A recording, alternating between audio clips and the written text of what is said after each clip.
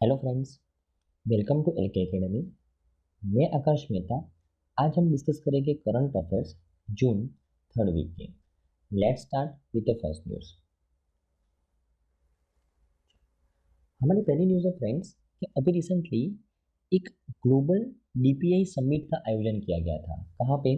पुणे के अंदर, बराबर ना। उसके बारे में बात करते हैं। सबसे पहले तो ये डीपीआई समिट क्या है? तो डीपीआई का फुल फॉर्म है डिजिटल पब्लिक इंफ्रास्ट्रक्चर, बराबर ना। डीपीआई, ये डिजिटल पब्लिक इंफ्रास्ट्रक्चर के ऊपर एक समिट का आयोजन किया गया था पुणे के अंदर। किसके द्वारा? तो ministry of electronics and information technology के द्वारा, बराबर ना। ओके। तो ये जो डीपीआई समिट, ग्लोबल लेवल पे ये समिट का आयोजन किया गया था। एक्चुअली आपको पता है कि G20 के प्रेसिडेंसी 2023 के किसके पास है? भारत के पास है। तो ये G20 के प्रेसिडेंसी के दौरान हम टोटल 215 मीटिंग्स का आयोजन कर रहे हैं, अलग अलग भारत के अलग अलग कोने के अंदर, अलग अलग सिटीज़ के अंदर, बराबर ना। तो उसमें से डिजिटल इकोनॉमी वर्किंग ग्रुप की मीटिंग, G20 की डिजिटल इकोनॉमी वर्किंग ग्रुप की मीटिंग का आयोजन किया गया था पुणे के अंदर। और उसके साइड इवेंट्स के तौर के ऊपर ये ग्लोबल लेवल पे डीपीआई समिट हुआ, digital public infrastructure summit, DPI summit, बराबर ना। कहाँ पे? पुणे के अंदर, बराबर ना। ओके। तो ये जो डीपीआई समिट का आयोजन किया गया था भारत के द्वारा, digital public infrastructure DPI summit का, तो इस समिट के अंदर G20 के 20 कंट्रीज के अलावा, G20 के अंदर टोटल 19 कंट्रीज है और एक यूरोपियन यूनियन है, तो ये 20 कंट्रीज ने पार्टिसिपेट किया था।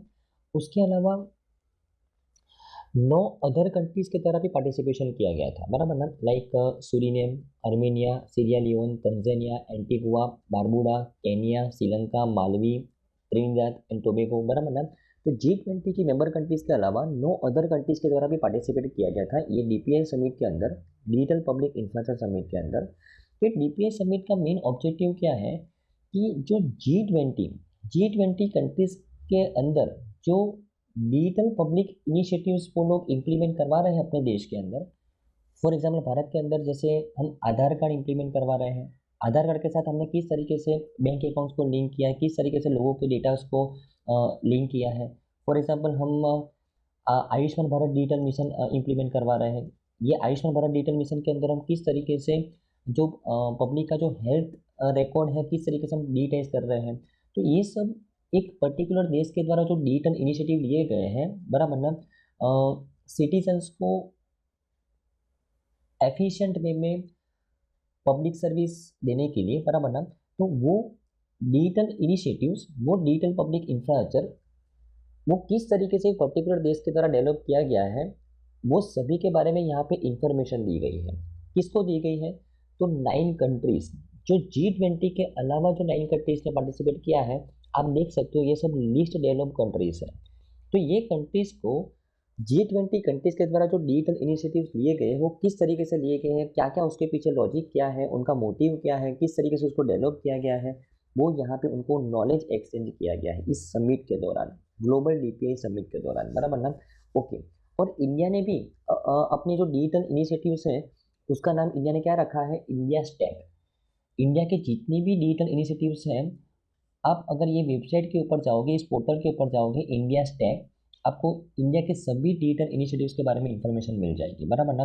तो इंडिया ने भी अपने digital initiatives like India stack को शेयर किया है। कितने नेशंस के साथ? 4 नेशन के साथ शेयर किया है, बराबर ना। राइट। ओके। ओके। तो इंडिया ने अपनी ये जो इंडिया स्टैक है वो कौन से 4 देशों के साथ शेयर किया है? तो आर्मेनिया, सीरिया लियोन, सूरीनेम और एंटीगुआ एंड बारबुडा के साथ, बराबर ना। ओके। ओके। अगर मैं इंडिया स्टैक की बात करूं तो is a set of digital infrastructure components that enable the delivery of the various digital services to the Indian citizens by utilising the Aadhaar, e sign, DigiLocker, UPI. Right. तो ये सभी का एक combination है इंडिया स्टैक, बराबर ना। Okay. Total ये summit को मैंने जैसे आपको बोला कितनी कंट्रीज के द्वारा इसको अटेंड किया गया है? 50 कंट्री के द्वारा, बराबर ना। राइट। ओके। ओके। तो अगर मैं इस न्यूज़ का रिवाइजमेंट करूँ तो सिंपल न्यूज़ है कि अभी रिसेंटली ग्लोबल डीपीआई समिट का आयोजन किया गया था, डिजिटल पब्लिक इंफ्रास्ट्रक्चर समिट का, बराबर ना। राइट। तो यहाँ पे टोटल 50 कंट्रीज़ के द्वारा पार्टिसिपेट किया गया था। इसमें 20 G20 कंट्री है, ओके। उसके अलावा 9 लीस्ट डेवलप कंट्री है और बाकी बाकी अदर्स 21 कंट्रीज़ के द्वारा यहाँ पे पार्टिसिपेट किया गया था। मेन ऑब्जेक्टिव इस समिट का ये जो 9 लीस्ट डेवलप कंट्रीज़ हैं, बराबर ना, उनको डिजिटल पब्लिक इंफ्रास्ट्रक्चर के बारे में नॉलेज ट्रांसफर करना, बराबर ना, ओके। तो इंडिया के द्वारा ये 9 कंट्रीज़ में से 4 कंट्री को नॉलेज ट्रांसफ़र किया गया है, बराबर ना, इस समिट के दौरान, बराबर ना, ग्लोबल डीपीआई समिट के दौरान। और इंडिया का जो डिजिटल इंफ्रास्ट्रक्चर का इनिशिएटिव है उसको क्या नाम दिया गया है? India stack. ये इंडिया स्टैक का मतलब इंडिया के द्वारा अभी तक जितने भी डिजिटल इनिशिएटिव्स लिए गए हैं पब्लिक सर्विस को बेहतर बनाने के लिए, बराबर ना, इसको नाम दिया गया एक कंबाइंड फॉर्म में इंडिया स्टैक, बराबर ना। तो आई थिंक आपको समझ में आया होगा। और ये ग्लोबल डीपीआई समिट का आयोजन कहाँ पे हुआ था? पुणे के अंदर। किसके द्वारा आयोजित किया गया था? मिनिस्ट्री ऑफ इलेक्ट्रॉनिक्स और इंफॉर्मेशन टेक्नोलॉजी के द्वारा, बराबर ना। कौन है उसके मिनिस्टर? अश्विनी वैष्णव, बराबर ना, ओके। तो आई थिंक आपको इस पहली न्यूज़ के अंदर अच्छे से समझ में आया होगा फ्रेंड्स। हमारी सेकेंड न्यूज़ है फ्रेंड्स कि अभी रिसेंटली INS सतपुरा के द्वारा रिप्रेजेंट किया गया है इंडियन नेवी को। कहाँ पे? एक मल्टीलेटरल नमल एक्सरसाइज कोमोडो के अंदर, बराबर ना, जो कहाँ पे आयोजित की गई थी? इंडोनेशिया के अंदर। इसके बारे में बात करते हैं, बराबर ना, ओके। सबसे पहले तो कोमोडो ये एक नेवी एक्सरसाइज है। हमने पहले भी बात की है, एक्सरसाइज 3 तरह की होती है, नेवी, एयरफोर्स के बीच में और आर्मी के बीच में। जो नेवी की एक्सरसाइज होती है वो इसके अंदर शिप्स पार्टिसिपेट करती है। जो एयरफोर्स की एक्सरसाइज होती है वहाँ पे एयरक्राफ्ट पार्टिसिपेट करते हैं और जो आर्मी की एक्सरसाइज होती है वहाँ पे ग्रुप्स पार्टिसिपेट करते हैं। और एक्सरसाइज नॉर्मली 2 देशों के बीच में या तो फिर मल्टीनेशनल एक्सरसाइज होती है। क्यों होती है? तो डिफेंस कोऑपरेशन बढ़ाने के लिए, बराबर ना, ओके। ऐसे कोई डिफिकल्ट सिचुएशन आ गई तो सभी देश एक साथ मिलके, बराबर, एक दूसरे को मदद करके यहाँ पे एक दूसरे देशों को डिफेंड कर सकते हैं, ओके। तो यहाँ पे ये जो मल्टीनेशनल नमल एक्सरसाइज है कोमोडो, किसके द्वारा होस्ट किया गया? इंडोनेशिया के द्वारा। इंडोनेशिया की अगर बात करूँ तो इंडोनेशिया है ना, वो एशियन ग्रुप का पार्ट है, association of south east Asian Nations, Asian nation का पार्ट है, बराबर ना, ओके। अगर मैं एशिया की बात करूँ तो एशिया का नॉर्थ पार्ट, ये एशिया का ईस्ट पार्ट, एशिया का साउथ पार्ट और एशिया का वेस्ट पार्ट। और ये वाला जो पार्ट है ना वो साउथ ईस्ट एशियन नेशंस है। टोटल यहाँ पे 10 कंट्री है, बराबर। India south east Asian nation का पार्ट नहीं है, इंडिया साउथ एशिया का पार्ट है, बराबर ना, राइट, ओके। तो ये साउथ ईस्ट एशियन नेशन में 10 कंट्री में से एक कंट्री कौन सी है? इंडोनेशिया। तो ये इंडोनेशिया के द्वारा ये मल्टीनेशनल डबल एक्सरसाइज होस्ट किया गया है कोमोडो। और ये जो कोमोडो एक्सरसाइज है उसमें इंडिया की तरफ से कौन सी सीट ने पार्टिसिपेट की? तो INS सतपुरा के द्वारा। Actually INS Satpura Asian countries के साथ जितनी भी हमारी एक्सरसाइज होती है नेवी की, वहाँ पे कौन रिप्रेजेंट करता है इंडिया को? INS सतपुरा, बराबर, ध्यान में रखना है, ओके। और इंडिया ये जो एक्सरसाइज कोमोडो के अंदर पार्टिसिपेट करता है वो अपनी कौन सी पॉलिसीज के अंदर में करता है? एक्ट ईस्ट पॉलिसी और securities and growth for the all in the region, Sagar policy के अंदर में, बराबर, ध्यान में रखना है, ओके। तो आई थिंक आपको इस न्यूज़ में समझ में आया होगा, ओके। अगर मैं ये कोमोडो की बात करूँ, बराबर ना, जो इंडोनेशिया के द्वारा होस्ट किया गया 2023 के अंदर, टोटल 36 कंट्रीज़ के द्वारा यहाँ पे पार्टिसिपेट किया गया है। इसमें USA, Australia, Brazil, Bangladesh, Canada, China, India, वो सभी देश भी आ गए। और उसके अलावा 10 एशियन नेशंस तो है ही, बराबर ना। थीम क्या रखा गया था? Partnership to recover and to rise stronger. Partnership to recover and to rise stronger, ये इस एक्सरसाइज का थीम रखा गया था, बराबर ना, ओके। हमारी नेक्स्ट न्यूज़ है फ्रेंड्स कि RBI गवर्नर शक्तिकांत दास ने भी लॉन्च किया फाइनेंशियल इंक्लूजन डैशबोर्ड अंतर्दृष्टि। उसके बारे में बात करते हैं, बराबर ना। तो अभी रिसेंटली अंतर्दृष्टि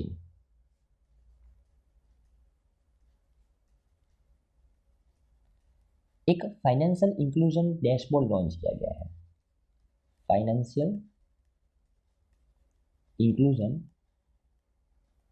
डैशबोर्ड, डैशबोर्ड का मतलब एक मॉनिटरिंग सिस्टम कि भाई देश के अंदर कितना फाइनेंशियल इंक्लूजन हुआ है, हम कितना प्रोग्रेस कर रहे हैं फाइनेंशियल इंक्लूजन के अंदर, ये कंटिन्यूस मॉनिटर करने के लिए एक प्लेटफॉर्म बनाया गया है। उसका नाम क्या है?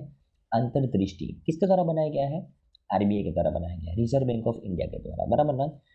और आपको पता ही होगा फाइनेंशियल इंक्लूजन का मतलब क्या होता है कि मैक्सिमम लोगों तक बैंकिंग सर्विस पहुंचाना, इसको बोलते हैं फाइनेंशियल इंक्लूजन, बराबर ना।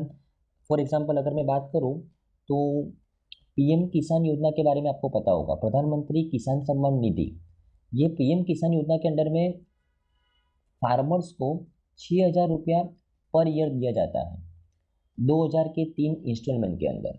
लेकिन यहाँ पे फार्मर्स को क्या बोलाया गया है कि आपको ये पैसा है ना आपके अकाउंट में डायरेक्टली ट्रांसफर होगा, डायरेक्ट बेनिफिट ट्रांसफर स्कीम के अंडर में। तो मतलब अगर इस बेनिफिट का फार्मर्स को फ़ायदा उठाना है तो उनका क्या होना चाहिए, अकाउंट होना चाहिए। तो वो कंपलसरी अपना बैंक अकाउंट खुलवाएंगे। इसको बोलते हैं फाइनेंशियल इंक्लूजन, बराबर ना। ओके, उसके अलावा बैंकिंग कॉरेस्पॉन्डेंट की सर्विस बैंक्स प्रोवाइड करती है।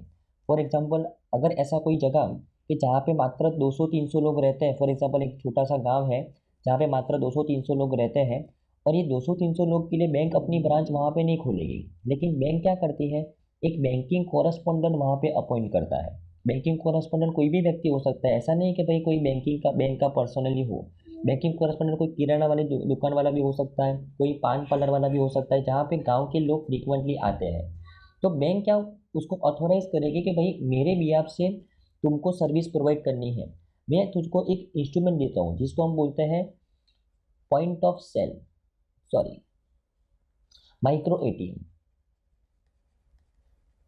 यहाँ पे बैंक के द्वारा ये बैंकिंग कोरेस्पोंडेंट को कौन सा डिवाइस दिया जाता है, माइक्रो एटीएम दिया जाता है। माइक्रो एटीएम कैसा होता है, पॉइंट ऑफ सेल डिवाइस जैसा। पॉइंट ऑफ सेल डिवाइस आप पेट्रोल पंप पे जाते होगे, जो पेट्रोल पंप के अंदर जो आप डेबिट कार्ड स्वाइप करवाते हो, बराबर ना, वो जो डिवाइस होता है वो पॉइंट ऑफ सेल डिवाइस होता है, बराबर। तो एक ऐसा डिवाइस होता है माइक्रो एटीएम, जहाँ पे पैसा एटीएम के अंदर से नहीं निकलता, पैसा एटीएम के अंदर आप डिपॉजिट भी नहीं कर सकते। लेकिन यहाँ पे फॉर एग्जाम्पल गांव का कोई व्यक्ति, वो पर्सन बैंकिंग कॉरेस्पोंडेंट के पास अपना कोई पैसा डिपॉजिट करवाने के लिए आया, तो बैंकिंग कॉरेस्पोंडेंट क्या करता है, ये माइक्रो एटीएम के माध्यम से उसका आधार वैलिडेशन करता है, और अगर उसका आधार वैलिडेशन सक्सेसफुली हो गया तो वो गांव के लोगों का पैसा अपने पास रखता है, फिर वो एक साथ पैसा जमा करवाने के लिए बैंक में चला जाता है, बराबर ना।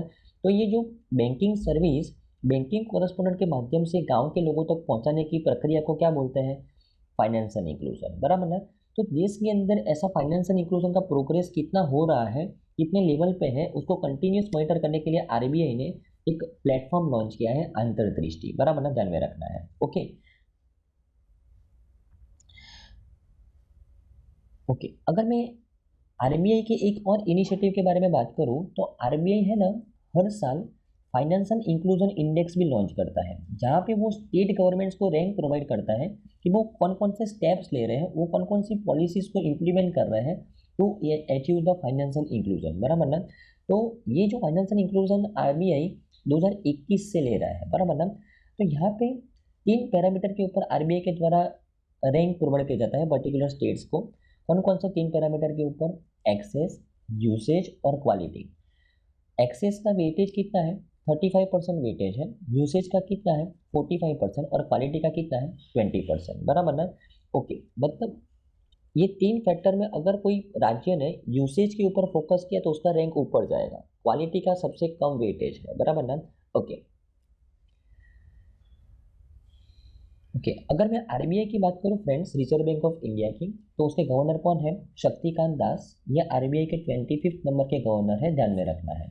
आरबीआई के डेप्यूटी गवर्नर कौन है, महेश कुमार जैन, माइकल पात्रा, एम राजेश्वर राव और टी रविशंकर। ये आरबीआई के 4 डेप्यूटी गवर्नर है, बराबर ना।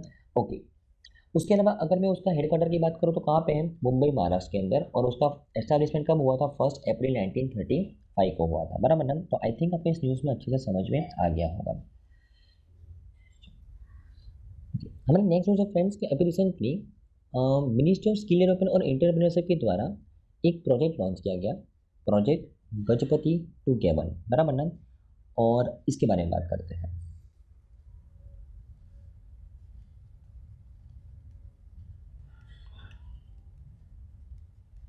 Gajapati to given. ओके, यहाँ पे ये जो गजपति है ना फ्रेंड्स, वो एक डिस्ट्रिक्ट का नाम है, उड़ीसा का एक डिस्ट्रिक्ट है, बराबर, जिसको हम बोलते हैं एस्पिरेशनल डिस्ट्रिक्ट है। अभी एस्पिरेशनल डिस्ट्रिक्ट क्या होता है उसके बारे में समझते हैं। और ये गैबन है ना, वो एक कंट्री है, अफ्रीकन कंट्री है गैबन, बराबर ना। ओके, सबसे पहले तो ये एस्पिरेशनल डिस्ट्रिक्ट क्या होता है, तो भारत के अंदर टोटल 117 एस्पिरेशनल डिस्ट्रिक्ट है, जो किसके द्वारा आइडेंटिफाई किया गया है, नीति आयोग के द्वारा, national institute for transforming India के द्वारा। ये जो 117 एस्पिरेशनल डिस्ट्रिक्ट है वो एकदम पछात डिस्ट्रिक्ट है जहाँ पे कुछ भी डेवलपमेंट अभी तक नहीं हुआ है, और ऐसे डिस्ट्रिक्ट को आइडेंटिफाई किया गया है नीति आयोग के द्वारा ताकि उनको प्रायोरिटाइज बेस के ऊपर उनको डेवलप किया जाए। तो इसमें से एक डिस्ट्रिक्ट है गजपति डिस्ट्रिक्ट, जो कहाँ का है, उड़ीसा का, बराबर ना। ओके, तो अभी इस प्रोजेक्ट के अंदर में क्या किया जाने वाला है, तो एक्चुअली गैबन देश के अंदर वो कंट्री का पहला स्पेशल इकोनॉमिक जोन बन रहा है। वो भी कौन सा सेक्टर के ऊपर फोकस कर रहा है, एग्रीकल्चर सेक्टर के ऊपर। मतलब ये स्पेशल इकोनॉमिक जोन के अंदर कौन सी कंपनीज होगी, जो एग्रीकल्चर सेक्टर से जुड़ी हुई होगी वो कंपनी होगी। तो ये जो एग्रीकल्चर कंपनीज है जो स्पेशल इकोनॉमिक जोन के अंदर काम कर रही है गैबन के अंदर, बराबर ना, वहाँ पे जो कंपनीज है उनको ट्रेनिंग कौन प्रोवाइड करेगा, तो यहाँ से भारत के माध्यम से ये प्रोजेक्ट के अंडर में गजपति डिस्ट्रिक्ट के कुछ फार्मर्स को, 30 फार्मर्स को यहाँ पे भेजा जाएगा गैबन के अंदर। ये फार्मर्स उन लोगों को कंसल्टेंसी सर्विस प्रोवाइड करेंगे, मतलब एग्रीकल्चर रिलेटेड नॉलेज प्रोवाइड करेंगे वो कंपनीज को, ताकि वो आगे इफेक्टिवली काम कर सके, बराबर ना। तो यहाँ पे गजपति डिस्ट्रिक्ट के फार्मर्स को सिलेक्ट किया गया है, मतलब वो फार्मर्स की इनकम को यहाँ पे इम्प्रूव करने का प्रयास किया गया है। और गजपति डिस्ट्रिक्ट एस्पिरेशनल डिस्ट्रिक्ट है जो नीति आयोग के द्वारा आइडेंटिफाई किया गया है। और ये फार्मर्स को कहाँ पे भेजा जा रहा है गैबन के अंदर, जहाँ पे स्पेशल इकोनॉमिक जोन बन रहा है एग्रीकल्चर सेक्टर से रिलेटेड। तो वहाँ की कंपनीज को ये फार्मर्स क्या प्रोवाइड करेंगे, कंसल्टेंसी सर्विस, मतलब नॉलेज ट्रांसफर करेंगे, सिंपल, बराबर ना। ओके, तो आई थिंक आपको न्यूज़ में समझ में आया होगा, बराबर ना। ओके, कि अगर मैं गैबन की बात करूँ तो वो सेंट्रल अफ्रीका का कंट्री है, उसका कैपिटल है लिब्रेविल, करेंसी है सेंट्रल अफ्रीकन CFA फ्रैंक, और उसके प्रेसिडेंट कौन है, अली बोंगो, बराबर, एकदम परफेक्ट। ओके, हमारी नेक्स्ट न्यूज़ है फ्रेंड्स कि अभी recently ministry of new and renewable energy के द्वारा wind energy adoption index launch किया गया। विंड एनर्जी एडॉप्शन इंडेक्स, ये इंडेक्स के अंदर अलग अलग स्टेट गवर्नमेंट्स ने किस तरीके से विंड एनर्जी को एडॉप्ट किया है, लास्ट ईयर के कंपैरिजन में इस फाइनेंशियल ईयर के अंदर कितना विंड एनर्जी के माध्यम से इलेक्ट्रिसिटी को डेवलप किया है, बराबर ना। उसके माध्यम से यहाँ पे स्टेट गवर्नमेंट्स को रैंक दिया गया है ministry of new and renewable energy के द्वारा, बराबर ना। ये इंडेक्स कौन से दिन के ऊपर लॉन्च किया गया, ग्लोबल विंड डे कब सेलिब्रेट किया जाता है, 15 जून को, बराबर ना। ओके, तो अगर मैं इस इंडेक्स की बात करूं, wind energy adoption index for financial 2022-23, तो 1 अप्रैल 2022 से लेके 31 मार्च 2023 तक ये टाइम पीरियड के दरमियान सबसे ज़्यादा विंड एनर्जी को एडॉप्ट किसके द्वारा किया गया है, राजस्थान के द्वारा किया गया है, बराबर ना, ध्यान में रखना है। ओके, सेकंड नंबर पे गुजरात है और थर्ड नंबर पे है तमिलनाडु। तो राजस्थान, गुजरात और Tamil Nadu are the top achiever during the financial 2022-23 according to the ministry of new and renewable energy, बराबर ना। ओके, अगर मैं ministry of new and renewable energy की बात करूं, according to the data of ministry of new and renewable energy, India ranks 4th in the wind power capacity in the world. Right now world के अंदर India का rank कौन सा है, अगर मैं विंड पावर कैपेसिटी की बात करूँ तो 4th नंबर पे है इंडिया। और गवर्नमेंट ऑफ इंडिया का टारगेट है कि 500 गीगावाट हम रिन्यूएबल एनर्जी से प्रोड्यूस करें, कब तक, 2030 तक। तो इसलिए विंड पावर बहुत ही बड़ी मात्रा में कंट्रीब्यूट करने वाला है गवर्नमेंट के इस टारगेट को अचीव करने के लिए, राइट, ये ध्यान में रखना है। उसके अलावा wind energy will play a major role in achieving 50% of this target of achieving the electric power installed capacity from the non-fossil fuel based energy resources by 2030 and achieving a net zero by 2070, बराबर ना। तो government का target आपको यहाँ पे याद रखना है। देखो 3 टारगेट के बारे में यहाँ पे बात की गई है। एक तो सरकार ने क्या टारगेट बनाया कि 2030 तक हम 500 गीगावाट रिन्यूएबल एनर्जी से प्रोड्यूस करेंगे। 2030 तक जितनी भी इलेक्ट्रिसिटी प्रोड्यूस होगी उसमें से 50% वो हम नॉन फॉसिल फ्यूल से प्रोड्यूस करेंगे। और 2070 तक 2070 तक हम net zero carbon emission achieve करेंगे। तो ये तीन टारगेट्स को अचीव करने के लिए विंड पावर बहुत ही बड़ा रोल प्ले करने वाला है। तो इसके लिए ये इंडेक्स लॉन्च किया जाता है स्टेट गवर्नमेंट को इंकरेज करने के लिए, बराबर ना। ओके, तो आई थिंक आपको इस न्यूज़ में अच्छे से समझ में आया होगा फ्रेंड्स, बराबर ना। हमारे नेक्स्ट न्यूज़ है फ्रेंड्स जेटविंग्स एयरवेज के बारे में। जेटविंग एयरवे जो नॉर्थ ईस्ट की पहली एयरलाइन बनी है जिसको अप्रूवमेंट दिया गया है फॉर द फ्लाइट ऑपरेशंस, उसके बारे में बात करते हैं। तो अभी recently ministry of civil aviation के अंडर में एक संस्था काम करती है, directorate general of civil aviation DGCA, उसके द्वारा अप्रूवमेंट दिया गया है, लाइसेंस दिया गया है फ्लाइट ऑपरेशंस को कंडक्ट करने के लिए। किसको लाइसेंस दिया गया है? जेटविंग्स एयरवेज को, एक एयरलाइन का नाम है जिसका हेडक्वार्टर है गुवाहाटी असम के अंदर। तो ये जेटविंग्स एयरवेज ये नॉर्थ ईस्ट रीजन की पहली एयरलाइन बन गई है जिसको फ्लाइट ऑपरेशंस कंडक्ट करने का लाइसेंस दिया गया है, राइट, ओके। और ये जो लाइसेंस दिया गया है जेटविंग्स एयरवे को, वो कौन से स्कीम के अंदर में दिया गया है? तो रीजनल कनेक्टिविटी स्कीम, उड़े देश का आम नागरिक, उड़ान स्कीम के अंडर में, बराबर ना। तो ये उड़ान स्कीम के बारे में समझते हैं, ओके। अगर मैं उड़ान स्कीम की बात करूं तो ये जो स्कीम है वो मिनिस्ट्री ऑफ सिविल एविएशन के द्वारा 2016 के अंदर लॉन्च की गई थी। उसका मेन टारगेट है अफोर्डेबल कनेक्टिविटी प्रोवाइड करना, अफोर्डेबल एयर ट्रैवल प्रोवाइड करना, ओके। जो अनसर्व्ड और अंडरसर्व्ड एरियाज है वहाँ पे एयरपोर्ट को डेवलप करना। अभी अनसर्व क्या होता है और अंडरसर्व क्या होता है? अनसर्व एरिया मतलब जहाँ पे एक भी एयरपोर्ट नहीं है, और अंडरसर्व एरिया मतलब जहाँ पे एयरपोर्ट है लेकिन एक से ज़्यादा फ्लाइट नहीं आती है। तो अगर हम ऐसी जगह पे, या तो जहाँ पे कोई एयरपोर्ट नहीं वहाँ पे एयरपोर्ट एस्टेब्लिश करना है, जहाँ पे एयरपोर्ट है लेकिन वहाँ पे इंटरनेशनल लेवल की सुविधाएं नहीं तो उसको रीडेवलप करना है। तो ये सब कौन सी स्कीम के अंदर में किया जाता है? उड़ान स्कीम, उड़े देश का आम नागरिक। ये तो एयरपोर्ट के बारे में बात हो गई। लेकिन जो भी एयरलाइन को उड़ान स्कीम के अंडर में लाइसेंस दिया जाता है वो एयरलाइन को अफोर्डेबल प्राइस के ऊपर एयर कनेक्टिविटी प्रोवाइड करनी पड़ती है, बराबर ना। तो ये जो जेटविंग्स एयरवेज है वो उड़ान स्कीम के अंदर उसको लाइसेंस मिला है। तो उसके अंदर जो, अगर आप फॉर एग्जाम्पल ट्रैवलिंग करते हो तो अफोर्डेबल प्राइस है, मतलब बाकी के एयरलाइन के कंपैरिजन में आपको कम प्राइस में ट्रांसपोर्टेशन मिलेगा, सिंपल। अगर आपको पूछा जाए कि उड़ान स्कीम के अंदर में पहली ऐसी कौन सी एयरलाइन थी जिसको लाइसेंस दिया गया था, तो आकाशा एयर है, आकाशा एयर। अगर आपको पता हो राकेश झुनझुनवाला का मेजर स्टेक था इसके अंदर, बराबर ना। हाँ, वही राकेश झुनझुनवाला जिसको इंडिया के वॉरेन बफेट माना जाता था, बराबर ना, ओके। तो आई थिंक आपको इस न्यूज़ में समझ में आया होगा फ्रेंड्स, बराबर ना। हमारे नेक्स्ट न्यूज़ है friends Vaibhav fellowship programme announce to connect the Indian STEM diaspora with the Indian higher education institutions, उसके बारे में बात करते हैं, बराबर ना, ओके। अगर मैं बात करूं वैभव फेलोशिप प्रोग्राम के बारे में, यहाँ पे वैभव का फुल फॉर्म क्या हो गया? वैश्विक भारतीय वैज्ञानिक। नाम से पता चलता है यहाँ पे इस प्रोग्राम के अंडर में, इस फेलोशिप प्रोग्राम के अंडर में वैज्ञानिक के ऊपर फोकस किया गया, वो भी भारतीय वैज्ञानिक। लेकिन कैसे भारतीय वैज्ञानिक?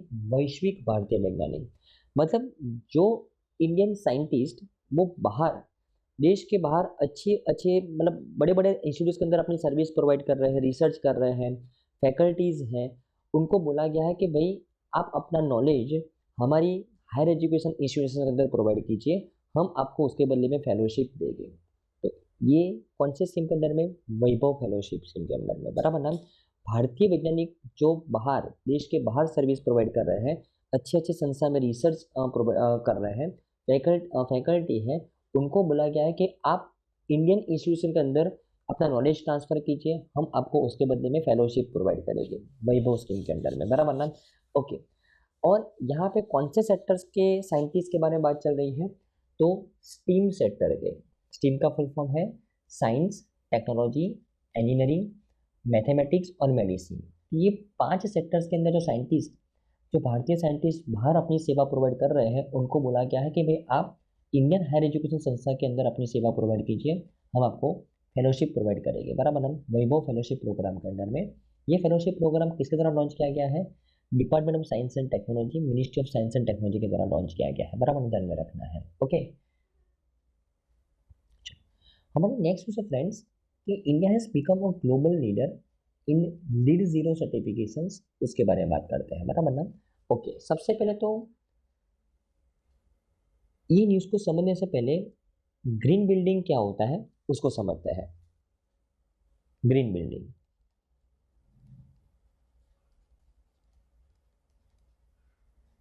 ग्रीन बिल्डिंग क्या होता है फ्रेंड्स? ऐसी बिल्डिंग जो ग्रीन कलर की होती है? नहीं, ऐसा नहीं होता। ग्रीन बिल्डिंग का मतलब है कि वो बिल्डिंग के माध्यम से जितना भी कार्बन एमिशन क्रिएट हो रहा है उतनी इक्विवेलेंट मात्रा में वो रिन्यूएबल एनर्जी का यूज कर रहा है। मतलब उसकी वजह से एटमॉस्फेयर में नेट जीरो इफेक्ट क्रिएट होता है। तो ऐसी बिल्डिंग को बोला जाता है ग्रीन बिल्डिंग, बराबर ना? और ये पर्टिकुलर बिल्डिंग ग्रीन है कि नहीं, इसका लाइसेंस कौन देता है? इंटरनेशनल लेवल पे यूएस ग्रीन बिल्डिंग काउंसिल देता है इसका लाइसेंस, बराबर ना? ओके। और ये लाइसेंस देते वक्त यूएस ग्रीन बिल्डिंग काउंसिल के द्वारा ये पर्टिकुलर बिल्डिंग को एक सर्टिफिकेशन दिया जाता है जिसका नाम है लीड जीरो सर्टिफिकेट। लीड का फुल फॉर्म है leadership in energy and environmental design. Lead zero certificate दिया जाता है यूएस ग्रीन बिल्डिंग काउंसिल के द्वारा, बराबर? किसको? एक पर्टिकुलर ग्रीन बिल्डिंग जहाँ से net zero carbon emission create होता है, राइट? ओके। तो अभी रिसेंट न्यूज़ में क्यों है? क्योंकि ये जो संस्था ग्रीन बिल्डिंग के लिए सर्टिफिकेशंस प्रोवाइड करती है, लीड जीरो सर्टिफिकेशंस, ये संस्था का क्या कहना क्या है कि दुनिया के अंदर सबसे ज़्यादा लीड जीरो सर्टिफिकेशंस कौन से देश के अंदर है? इंडिया के अंदर है, बराबर ना? मतलब इंडिया के अंदर सबसे ज़्यादा ग्रीन बिल्डिंग्स है दुनिया के अंदर, बराबर ना? ओके। सेकंड नंबर पे यूएस और थर्ड नंबर पे चाइना है, बराबर ना? ओके। ओके, इंडिया के पास total 73 LEED zero certificate projects है, बराबर ना? राइट। और टोटल दुनिया के अंदर जितने भी प्रोजेक्ट्स है उसमें 45% अकेले इंडिया के अंदर है, बराबर ना? ओके। तो ये ध्यान में रखना है। आई थिंक आपको इस न्यूज़ में समझ में आया होगा फ्रेंड्स, बराबर ना? हमारे नेक्स्ट न्यूज़ है फ्रेंड्स, नीति आयोग और अभी रिसेंटली यूएन के द्वारा एक government of India UN sustainable development cooperation framework 2020-23 to 2020-27 ये एक फ्रेमवर्क साइन किया गया है, तो उसके बारे में बात करते हैं। तो सबसे पहले सस्टेनेबल डेवलपमेंट गोल्स बहुत बार बात कर चुके हैं कि यूएन की member countries total 193 member countries है। ये 193 मेंबर कंट्रीज के द्वारा 2015 के अंदर पेरिस के अंदर एक मीटिंग हुई थी जिसका नाम है कॉन्फ्रेंस ऑफ पार्टीज 21 COP21। इस मीटिंग के दौरान ये 193 कंट्रीज के द्वारा टोटल 17 गोल्स डिसाइड किए गए थे जो 2030 तक हमको अचीव करने हैं इंटरनेशनल लेवल पे। और इस 17 गोल्स को क्या नाम दिया गया? सस्टेनेबल डेवलपमेंट गोल्स नाम दिया गया, राइट? तो यूएन की मेंबर कंट्रीज के द्वारा ये 17 गोल्स डिसाइड किए गए और उसको सही तरीके से इम्प्लीमेंट करना है ताकि इंटरनेशनल लेवल पे 2030 तक ये 17 के 17 गोल्स अचीव हो जाए। तो इसके लिए एक रेगुलेशन होना चाहिए। इसके लिए यहाँ पे यूएन के द्वारा अपनी सभी मेंबर कंट्रीज को एक फ्रेमवर्क प्रोवाइड किया जाता है हर 5-5 साल के लिए, बराबर ना? यूएन के द्वारा अपनी सभी मेंबर कंट्रीज को एक फ्रेमवर्क तैयार करके दिया जाता है 5-5 साल के लिए। कौन सा फ्रेमवर्क? कि भाई आप कौन कौन से नियमों का पालन कीजिए, आप कौन कौन से स्टेप्स लीजिए ताकि sustainable development goals international level पे एक साथ में अचीव हो सके 2030 के अंदर, राइट? तो अभी यूएन ने ऑलरेडी हमको 2017 से लेकर 2022 तक का एक फ्रेमवर्क तैयार करके दिया था, उसका टाइम पीरियड खत्म हो गया। तो अभी 2023 से लेकर 2027 तक का एक फ्रेमवर्क तैयार करके दिया है भारत को कि भाई आने वाले 5 साल के अंदर अब सस्टेनेबल डेवलपमेंट गोल्स के लिए कौन कौन से स्टेप्स लेंगे। उसका एक पूरा का पूरा एक कोऑपरेशन फ्रेमवर्क यूएन के द्वारा भारत को दिया गया। और यूएन के द्वारा भारत की कौन सी संस्था को दिया गया? नीति आयोग को दिया गया, क्योंकि NITI Aayog sustainable development goals को भारत के अंदर इम्प्लीमेंट करवा रही है, बराबर ना? तो आई थिंक आपको इस न्यूज़ में समझ में आया होगा फ्रेंड्स, बराबर ना? ओके। ओके, जैसे मैंने आपको बात की 2018 से लेकर 2022 के टाइम पीरियड के अंदर ऑलरेडी एक फ्रेमवर्क तैयार करके दिया था, लेकिन उसका टाइम पीरियड खत्म हो गया। इसके लिए दूसरा फ्रेमवर्क, दूसरी गाइडलाइंस दी गई है कि मैं आपको अपने देश में कौन से तरीके के स्टेप्स लेने हैं ताकि सस्टेनेबल डेवलपमेंट गोल्स अचीव हो, बराबर ना? बराबर, एकदम परफेक्ट। जैसे मैंने आपको बात की तो यूएन के द्वारा ऑलरेडी भारत को एक फ्रेमवर्क दिया गया था 2018 से लेकर 2022 तक का, बराबर, लेकिन उसका टाइम पीरियड खत्म हो गया। तो अभी 2023 से लेकर 2027 तक एक पूरी गाइडलाइंस दी कि किस तरीके से आपको सस्टेनेबल डेवलपमेंट गोल्स को अचीव करने के लिए आपको स्टेप्स लेने हैं, बराबर ना? ओके। तो आई थिंक आपको इस न्यूज़ में अच्छे से समझ में आया होगा फ्रेंड्स, बराबर ना? अगर मैं नीति आयोग के बारे में बात करूँ तो नीति आयोग के चेयरमैन कौन है? तो प्राइम मिनिस्टर होते हैं। और हेड क्वार्टर कहाँ पे है उसका, न्यू दिल्ली के अंदर। अगर मैं उसके सीईओ के बारे में बात करूँ तो BVR सुब्रमण्यन, नीति आयोग के सीईओ कौन है, BVR सुब्रमण्यन, बराबर, ओके। और उसके चेयरपर्सन कौन होते हैं, प्राइम मिनिस्टर होते हैं, ध्यान में रखना है, बराबर ना, ओके। हमारे नेक्स्ट न्यूज है फ्रेंड्स कि अभी रिसेंटली इंडिया, नेपाल और बांग्लादेश के द्वारा फाइनलाइज किया गया एक ड्राफ्ट को एक ट्राईपार्टीट एग्रीमेंट किया गया है, पावर ट्रेड एग्रीमेंट, उसके बारे में बात करते हैं, बराबर ना। तो एक्चुअल में ये न्यूज़ क्या है कि अभी रिसेंटली नेपाल के प्राइम मिनिस्टर भारत की विजिट के ऊपर आए थे, बराबर ना, और उन्होंने इंडिया के साथ एग्रीमेंट किया है कि नेपाल पावर को प्रोड्यूस करेगा, वो पावर एक्चुअली ट्रांसफ़र करना है बांग्लादेश को। लेकिन अभी तक क्या था, नेपाल से डायरेक्ट बांग्लादेश के अंदर ये पावर ट्रांसफ़र हो रहा था, बराबर ना। लेकिन नेपाल ने अभी इंडिया के साथ पार्टनरशिप की है, इंडिया के साथ एग्रीमेंट किया है कि नेपाल पावर को प्रोड्यूस करके इंडिया को ट्रांसमिट करेगा और इंडिया अपनी ग्रिड कनेक्टिविटी के माध्यम से ये पावर को ट्रांसमिट करेगा बांग्लादेश को। एक्चुअली अगर डायरेक्टली नेपाल से बांग्लादेश पावर को बेचते तो पावर लॉस बहुत ज़्यादा होता है, क्योंकि वो डिस्टेंस बहुत ज़्यादा बढ़ जाता है। तो अगर हम वाया इंडिया के माध्यम से नेपाल बांग्लादेश को पावर ट्रांसमिट करें तो पावर लॉस कम होगा, क्योंकि डिस्टेंस बहुत ही कम है। अगर नेपाल वाया इंडिया से पावर को ट्रांसमिट करता है बांग्लादेश को, तो बराबर ना। तो इसके लिए दुनिया के अंदर पहली बार पावर ट्रेड करने के लिए 3 देशों के बीच में एग्रीमेंट हुआ है। इसके लिए आपके लिए इम्पोर्टेंट है कौन कौन से 3 देशों के बीच में, इंडिया, नेपाल और बांग्लादेश। यहाँ पे पावर प्रोड्यूस कौन कर रहा है, तो नेपाल, पावर का रिसीवर कौन है, बांग्लादेश, बराबर ना। Just India grid connectivity provide कर रहा है पावर को ट्रांसफर करने के लिए, सिंपल, बराबर ना, ओके।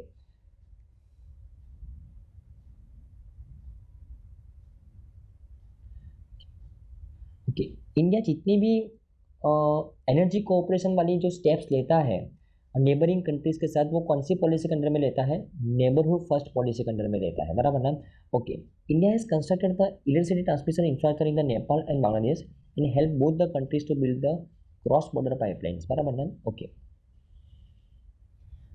ये एग्रीमेंट इंडिया और नेपाल के बीच में कब हुआ, तो जब नेपाल के प्राइम मिनिस्टर पुष्पा कुमार दहाल वो भारत की विजिट के ऊपर आए थे, बराबर ना, राइट। तो उनके द्वारा ये एग्रीमेंट इंडिया के साथ साइन किया गया है, बराबर ना, ओके। हमारी नेक्स्ट न्यूज़ है फ्रेंड्स क्या अभी रिसेंटली गीता प्रेस को, जिसका हेडक्वार्टर गोरखपुर के अंदर है, उसको गांधी पीस प्राइज दिया गया है 2021 का, उसके बारे में बात करते हैं। तो ministry of culture has name Gita Press, जिसका हेडक्वार्टर गोरखपुर के अंदर है, एक पब्लिशिंग हाउस है, उसको अवॉर्डी घोषित किया गया है। कौन से प्राइज का, गांधी पीस प्राइज का, बराबर ना, 2021 का एडिशन है, बराबर ना। In recognition of the work done by the institution in community service, Gita press के द्वारा जो कम्युनिटी सर्विस के ऊपर जो काम किया गया है उसको रिकग्नाइज किया गया है इस मिनिस्ट्री ऑफ कल्चर के द्वारा, और उनको कौन सा प्राइज दिया गया है, गांधी पीस प्राइज, बराबर ना, ओके। ओके, तो एक्चुअली ये जो गांधी पीस प्राइज है वो मिनिस्ट्री ऑफ कल्चर के द्वारा हर साल ये अवार्ड दिया जाता है, बराबर ना। ये अवार्ड कौन सी संस्था को, कौन से व्यक्ति को मिलता है कि जो महात्मा गांधी के प्रिंसिपल का यूज़ करके सोसाइटी के अंदर कोई चेंज लाता है, बराबर ना। तो यहाँ पे गीता प्रेस एक पब्लिशर है, एक पब्लिशिंग हाउस है, बराबर ना, ओके। ये संस्था को अभी ये प्राइज दिया गया है, बराबर, मिनिस्ट्री ऑफ कल्चर के द्वारा, बराबर ना, ओके। गांधी पीस प्राइज अगर मैं 2020 की बात करूं तो ये किसको दिया गया था, बांगा बंधु शेख मुजीबुर रहमान। जैसे हमारे father of nation Mahatma Gandhi है, उसी तरीके से बांग्लादेश के फादर ऑफ नेशन कौन है, शेख मुजीबुर रहमान, जहाँ पे उनको बांगा बंधु बोला जाता है। तो गांधी पीस प्राइज 2020 उनको दिया गया था, बराबर ना, ओके। ओके, अगर मैं गांधी पीस प्राइज की बात करूं तो ये गांधी पीस प्राइज 1995 से दिया जाता है on the occasion of the 125th birth anniversary of the Mahatma Gandhi. एक एनुअल अवार्ड है, यहाँ पे 1 करोड़ का प्राइज मनी दिया जाता है, बराबर ना। And it is open to all person regardless of the nationality. ऐसा नहीं कि वो हमारे देश के सिटीजन को ही मिलेगा, regardless of the nationality, race, language, caste, creed और जेंडर, ये सभी सभी के परे ये अवार्ड दिया जाता है, सिंपल, बराबर ना। और अगर मैं गीता प्रेस के बारे में बात करूं, जिसको इस साल का गांधी पीस प्राइज दिया गया है, तो Gita press is one of the world's largest publishers, having publish 41.7 crore books in 14 language, including 16.21 crore Bhagavad Gita, बराबर ना। और 2023 के अंदर गीता प्रेस के एस्टेब्लिशमेंट का 100 साल भी कंप्लीट हुआ है, इसके लिए ये खास हो गया है, बराबर ना। ओके, हमारे नेक्स्ट न्यूज़ है फ्रेंड्स कि वाइस प्रेसिडेंट जगदीप धनखड़ के द्वारा अभी नेशनल वाटर अवार्ड्स प्रेजेंट किए गए हैं, उसके बारे में बात करते हैं, बराबर ना। ओके ओके, कि vice president of India Jagdeep Dhankhar, उनके द्वारा कन्फर किया गया 4th national water award on 41 winners in 11 categories for their exemplary work in the field of the water conservation and management। तो यहाँ पे हमारे वाइस प्रेसिडेंट जिनका नाम है जगदीप धनखड़, उनके द्वारा टोटल 41 विनर्स को 11 अलग अलग कैटेगरीज के अंदर नेशनल वाटर अवार्ड्स दिए गए हैं। नेशनल वाटर अवार्ड्स किसको दिया जाता है कि जो वाटर कंजर्वेशन और उसके मैनेजमेंट के लिए सबसे अच्छा कंट्रीब्यूशन करते हैं, उनको दिया जाता है, बराबर ना। ओके, और बेस्ट स्टेट कैटेगरी के अंदर ये जो 11 कैटेगरी है, उसमें बेस्ट स्टेट कैटेगरी में कौन टॉप हुआ है? मध्य प्रदेश, बराबर ना। वाटर कंजर्वेशन और वाटर के मैनेजमेंट के लिए बेस्ट स्टेट कैटेगरी के अंदर मध्य प्रदेश को अवार्ड मिला है। ओके, सेकंड नंबर पे है ओडिशा और थर्ड नंबर पे है आंध्र प्रदेश और बिहार, बराबर ना, ध्यान में रखना है। ओके ओके, यस, ये जो अवार्ड सेरेमनी है, एक्चुअली ये अवार्ड सेरेमनी किसके द्वारा ऑर्गेनाइज की गई थी? तो department of water resources, river development and Ganga rejuvenation, okay, under the ministry of Jal शक्ति। तो ये जो अवार्ड सेरेमनी है नेशनल वाटर अवार्ड्स, राष्ट्रीय अवार्ड है, ध्यान में रखना है, बहुत इंपॉर्टेंट है। ये अवार्ड सेरेमनी किसके द्वारा ऑर्गेनाइज की गई थी? Department of water resources, river development and Ganga rejuvenation, जो कौन सा मिनिस्ट्री का पार्ट है? मिनिस्ट्री ऑफ जल शक्ति, बराबर ना। और ये event is started with the traditional जल कलश सेरेमनी, बराबर ना। ओके, ध्यान में रखना है। ओके, तो टोटल 11 कैटेगरी में ये नेशनल वाटर अवार्ड्स दिए गए, लेकिन आपके लिए इंपॉर्टेंट कौन सा है कि वाटर कंजर्वेशन और उसके मैनेजमेंट के लिए सबसे बेस्ट स्टेट कैटेगरी में किसको अवार्ड मिला? मध्य प्रदेश को मिला, बराबर, ध्यान में रखना है। ओके, अगर मैं award for the best industry, water conservation और उसके मैनेजमेंट के लिए बेस्ट इंडस्ट्री का अवार्ड किसको मिला? Barauni thermal power station Bihar के अंदर है, उसको मिला। Award for the best NGO, Arpan Seva Sansthan Udaipur Rajasthan के अंदर, इसको मिला। Award for the best water user association conferred on the Sanjivani PH Sahakari Mandi limited, बराबर ना, नर्मदा गुजरात। ओके, और best industry for the CSR activity, वो किसको मिला? एचसीएल टेक्नोलॉजी को मिला, बराबर ना, ध्यान में रखना है। यहाँ पे best industry for CSR activity, मतलब सीएसआर का मतलब पता है ना आपको? Corporate social responsibility. तो अपने प्रॉफिट में से ज़्यादातर पैसा जो सीएसआर एक्टिविटी के अंदर ये संस्था डालती है, वो कहाँ पे डालती है? वाटर के मैनेजमेंट के लिए, वाटर के इफेक्टिव कंजर्वेशन के लिए, बराबर ना। ओके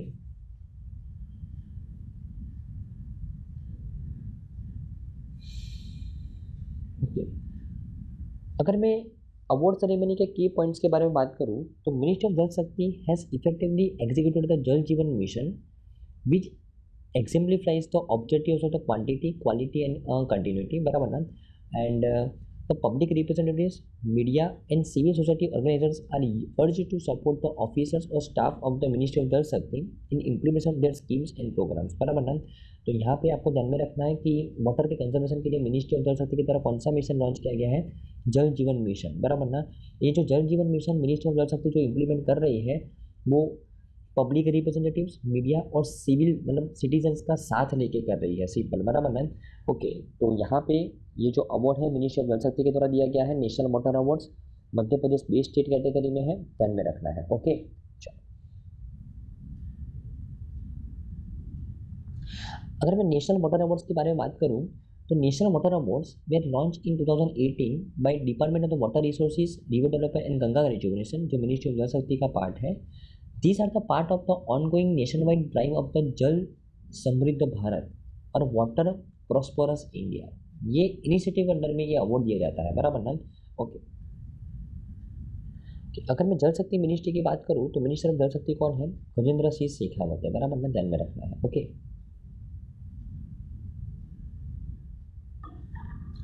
ओके, हमारी नेक्स्ट न्यूज़ है फ्रेंड्स कि अभी रिसेंटली यूनाइटेड नेशंस के द्वारा एडॉप्ट किया गया है BBNJ treaty, the first ever international treaty to protect high seas biodiversity, उसके बारे में बात करते हैं, बराबर ना। ओके, देखो बीबीएनजे ट्रीटी क्या है फ्रेंड्स, बराबर ना। तो बीबीएनजे का फुल फॉर्म है biodiversity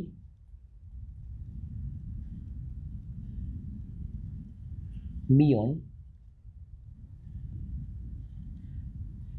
national jurisdiction treaty,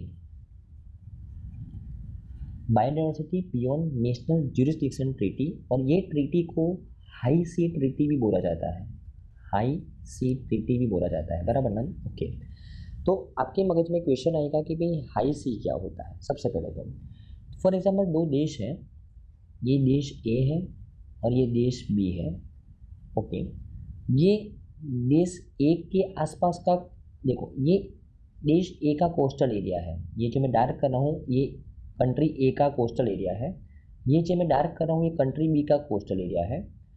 country ए के कोस्टल एरिया से 12 नॉटिकल माइल तक का जो एरिया होता है उसको, वो एक पर्टिकुलर कंट्री के ज्यूरिसडिक्शन के अंदर आता है, बराबर ना। ये नेशनल ज्यूरिसडिक्शन वाला एरिया है। एक पर्टिकुलर कंट्री के कोस्टल एरिया से 12 नॉटिकल माइल तक का जो समुद्र का जो एरिया होता है वो एक पर्टिकुलर कंट्री के ज्यूरिसडिक्शन के अंदर आता है। यहाँ पे ये जो 12 नॉटिकल माइल वाला जो एरिया है वहाँ पे किसका राज चलता है, फॉर एग्जाम्पल कंट्री ए का चलता है। ये कंट्री बी के कोस्टल एरिया से 12 नॉटिकल माइल तक का जो एरिया है वहाँ पे ये कंट्री बी का राज चलता है, वो उसके नेशनल ज्यूरिसडिक्शन के अंदर आता है। लेकिन समुद्र का वो पार्ट जो कोई भी देश के नेशनल ज्यूरिसडिक्शन का पार्ट नहीं है वो पार्ट को बोला जाता है हाई सी, राइट, हाई सी। तो अभी तक ये हाई सी वाले एरिया के अंदर, ये हाई सी का एरिया फॉर एग्जाम्पल दुनिया में 3 किलोमीटर फॉर एग्जाम्पल समुद्र के द्वारा कवर होता है, उसमें से 2 किलोमीटर कौन सा पार्ट है, हाई सी वाला पार्ट है, बराबर। मतलब जितना भी समुद्र का एरिया है उसमें से टू थर्ड वो हाई सी वाला पार्ट है। और ये हाई सी वाला जो पार्ट है जो कोई भी देश के नेशनल ज्यूरिसडिक्शन के अंदर नहीं आता, वहाँ पे माइनिंग एक्टिविटी, जो इलीगल माइनिंग एक्टिविटी होती है वो उसके लिए किसको रिपोर्टिंग करे, कौन उसका रेगुलेशन कर रहा है, अभी तक ऐसी कोई भी एक पर्टिकुलर बॉडी नहीं थी। लेकिन अभी यूएन के द्वारा एक ट्रीटी साइन की गई है उसके मेंबर कंट्रीज़ के द्वारा कि हाई सी के अंदर जो इलीगल माइनिंग होता है उसको, उसके ऊपर देखरेख रखने के लिए हम एक संस्था बनाएंगे ताकि ये जो नेशनल ज्यूरिसडिक्शन का जो बियॉन्ड वाला एरिया है वहाँ पे जो बायोडाइवर्सिटी रहती है, बराबर ना, उसको प्रोटेक्ट किया जाए, सिंपल, बराबर ना। इसके लिए उसको नाम दिया गया है international treaty biodiversity beyond the national jurisdiction treaty, बराबर, बीबीएनजे ट्रीटी। किसके द्वारा साइन किया गया है, यूएन के द्वारा। और इस ट्रीटी का दूसरा नाम कौन सा है, high sea treaty. I think आपको समझ में आया होगा फ्रेंड्स हाई सी के बारे में, बराबर ना। ओके ओके, ये जो ट्रीटी साइन की गई है यूएन के द्वारा, यूएस के मेंबर कंट्रीज के द्वारा कौन से लॉ के अकॉर्डिंग साइन की गई है, UN convention on the law of the sea के अकॉर्डिंग, बराबर ना, ध्यान में रखना है। ओके, जैसे मैंने आपको बात की कि ये जो हाई सी वाला जो पार्ट है वो अर्थ के ओशन का 2/3 पार्ट को कवर करता है, तो उसको प्रोटेक्ट करना बहुत ज़रूरी है, बराबर ना, राइट। ओके, अगर मैं इसके की पॉइंट्स के बारे में बात करूँ इस ट्रीटी के, तो ट्रीटी ने एस्टैब्लिश किया एक framework for the marine protected area. It establish standards and guidelines to determine the environmental impact of the high sea. The treaty creates a conference of parties to enforce the treaty's terms, which includes a scientific advisory board, बराबर ना। तो यहाँ पे scientific advisory board बनाया जाएगा, जैसे मैंने आपको बात किया, जो ये पर्टिकुलर जो इलीगल माइनिंग एक्टिविटी होता है ये हाई सी के अंदर उसको रेगुलेट करेगा, बराबर ना। ओके, अगर मैं यूएन के बारे में बात करूँ तो उसके सेक्रेटरी जनरल कौन है, एंटोनियो गुटेरेस, न्यूयॉर्क यूएसए के अंदर उसका हेडक्वार्टर है, 1945 के अंदर इसका एस्टैब्लिशमेंट हुआ था, बराबर ना। थैंक यू फ्रेंड्स, आज की सभी न्यूज़ के अंदर आपको अच्छे से समझ में आया होगा। Okay, bye.